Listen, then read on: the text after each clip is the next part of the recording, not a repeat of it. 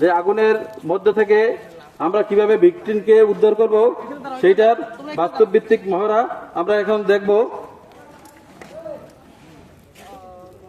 আমাদের fire service থেকে fire fighter rescuer আসছে, আপনারা দেখবেন যে ভিকটিম উদ্ধার করার জন্য এখানে আসছে।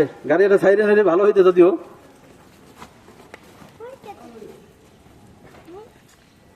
সে ভিকটিমকে খুঁজতেছে, সার্চ করতেছে। আপনারা দেখেন যে জীবনের ঝুঁকি নিয়ে সে কিভাবে একজন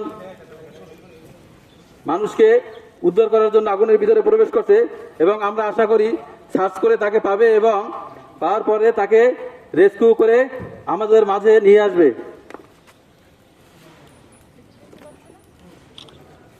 এই যে মানে পেয়ে গেছে।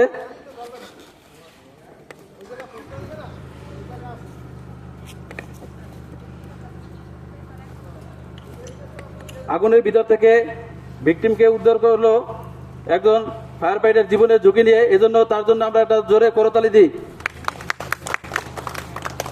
আমাদের